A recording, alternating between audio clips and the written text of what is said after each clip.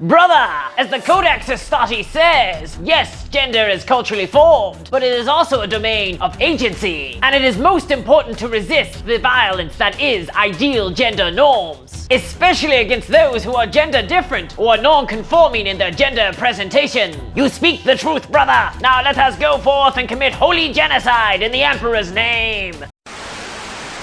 Hey everyone, my name is Discourse, and today we've seen everything we need to see. A pre-generated 2-minute trailer with 4 seconds of gameplay, and now we know that Space Marine 2 has been ruined. This is so fucking dumb. So yes, if you didn't already know, according to some parts of the internet, Space Marine 2 is already Okay, yeah, I get that the game hasn't come out yet, but I've read on the internet that the game is garbage. And a lot of people have already made up their mind that this is true. So if you're confused, let me give you a timeline. A week ago, as of the time of recording, Space Marine 2 was announced. This is a sequel to the 2011 game Space Marine. And when the game was announced, a story trailer was also released. And this basically set up the central premise and context of the game. Our plucky protagonists, the Tyranids, are trying to survive the harsh coldness of space by adopting a human planet as their own. And then, predictably, Space Marines acting on behalf of the illegitimate human government known as the Imperium brutally massacre some Tyranid civilians, most of which seem to be made up of children. And then those Space Marines walk around in slow motion whilst being admired by a local anti-Tyranid hate group member who seems to be internally gushing over his big daddy Space Marine. And that's it really, it's not much of a surprise. Well, the game announcement was a bit of a surprise, but the context and setup of the game less so. It seems pretty by the numbers. So it's weird then that certain sections of the internet have decided that the game is ruined. And for no real reason really, aside from the fact that the head writer of the game, Ashley Cooper, has political opinions and has tweeted said political opinions. But so far, all we've seen from the game is an unjust support for big burly men in space armor and a hatred for all sentient alien life. Which, I mean, admittedly, they are all political statements, but not the kind of things you'd expect to see on Twitter. Goddamn Xenos moved in next door. Not in my neighborhood. I suppose to allay the fears of anyone out there who is worried that Space Marine 2 is going to be about gender-neutral bathrooms or defunding the local arpates, don't worry about it. The game probably won't be about that. Although, Space Marines would presumably use gender-neutral bathrooms? They're agender, right? Can I get a source on this? I mean, sure, they call each other brother, but that feels more like a performative gesture steeped in tradition more than anything else. I don't think they have internalized their own genders or perceive themselves in that way. The entire Space Marine creation process shrivels their bits. So I'm guessing that they haven't installed any urinals at their chapter monasteries. They have to sit down. Gender neutral, right?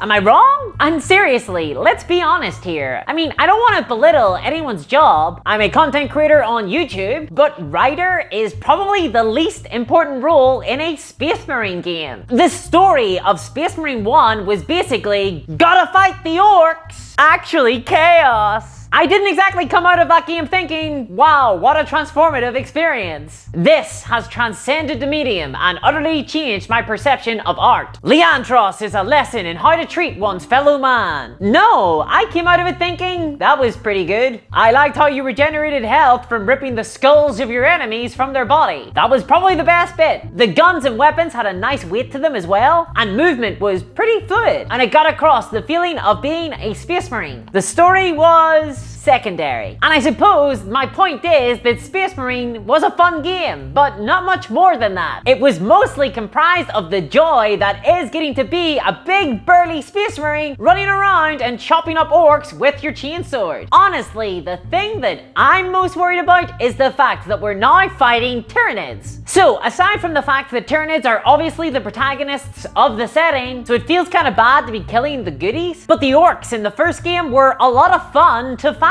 I know that we see orcs in every single game, but there's a really good reason for that. Orcs are really fun to fight. They have a lot of personality. They're always making wisecracks and just plain fun to be around. They're goofy as all hell, and I'm not convinced that the Tyranids will be able to fill that gap of unbridled joy, nor will the Necrons be able to either, who will likely show up midway through the story. Trust me, this stuff writes itself. Tau showing up would be a bit of a twist, but it's going to be Necrons. That place is obviously a tomb world. I think for antagonists, I'd rather fight against Gene Stealer cults. You know, the Robin to the Tyranids Batman, and then halfway through the story be facing the Tyranids proper. I mean, think how fun it would be cutting your way through hordes of politically oppressed and marginalized dock workers. And they try to parry your attacks with their chainswords, but your chainsword's bigger because you've got a bigger arm and it just cuts right through. That's pretty badass. That's the sort of fun you can only have in a Space Marine game. Take this, Union Slugger! Ah, I'm the fist of the state! You'll get no quarter or shoes here!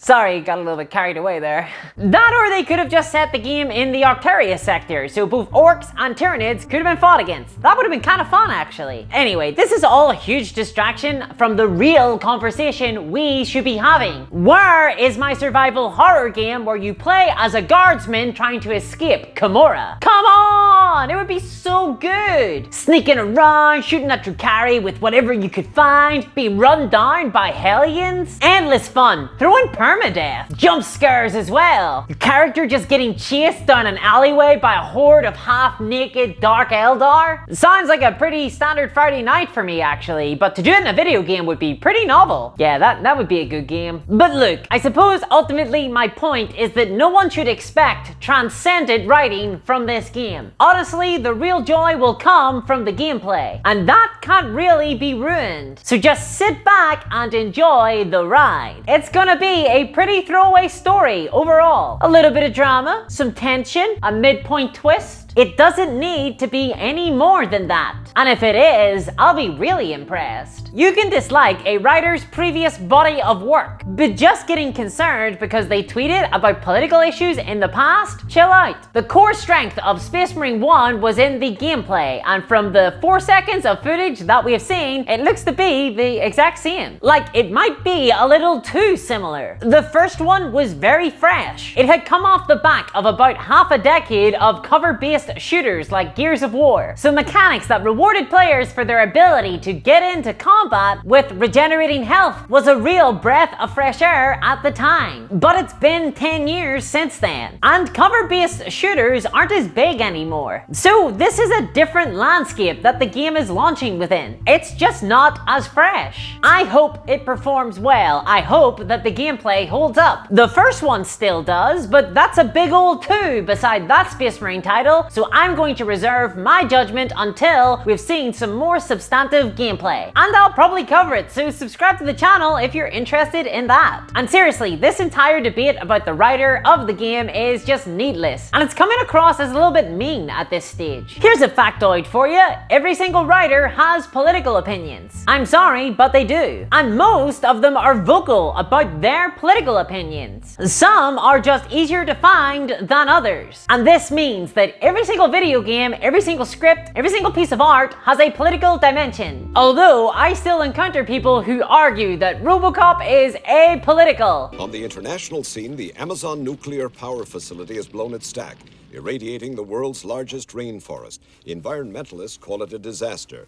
But don't they always? Yup, nothing to read into there. And even if you disagree with the politics of the head writer of Space Marine 2, you should take comfort in the fact that video games are not novels. They aren't lone enterprises. They are a collaborative art form. And there will be plenty of voices heard in the script of the final product. Wait for the game to come out and then judge the story. But not before then. Not until you know what it's about. And honestly, for me, I'll be pleasantly surprised if I even even remember anything beyond the broad plot beats a year after I've played the game. And that's fine, because if I have a lot of fun with the gameplay, which is the part that I mostly remember from the first game, then it will be money well spent. Oh, and please can we have an asymmetrical multiplayer mode this time? Space Marines versus Chaos Space Marines is lame. It sucks. Let us play as the good guys for once, please, and make Tyranids a playable faction in multiplayer. Oh, and here's a bonus. If you do want something that you should be concerned about with the game, I'll give it to you. You should worry about microtransactions, day one DLC, pre-order bonuses, loot boxes, live service support, and the working conditions of the staff who made the game, who no doubt have endured a lot of crunch. Now, luckily Focus Home Interactive are the publisher of Space Marine 2, and they specialize in that mid-range sized game that doesn't indulge in too many of those predatory practices. So you'll probably be able to complete the game without buying any day one DLC. Although I bet you'll definitely be able to pre-order an extended edition of some kind that comes with, I don't know, the soundtrack and a backpack or something. But the threat of excessive monetization is always looming, because all of that is so normal now, isn't it? We had this debate back in 2012 and, well, the consumer activists lost. So I can't help but get a little concerned when I hear that there's a video game I want to play in 2022. Because, well, it's going to mean that I have to go back to my old love, video games, and see what a hideous mess she has become. Boy, I sure hope that doesn't happen to any of my other hobbies. And check out my Patreon at patreon.com/discourseminiatures if you want to help this channel stand up against such predatory practices in the miniature wargaming hobby. Seriously, it's only thanks to my patrons that you can see on the screen that I'm able to make content like this. Oh, and buy my merch if you want to have some pretty sweet t-shirts in the description below. And subscribe to the channel if you'd like to see more content like this. And I'll catch you next time. Bye-bye!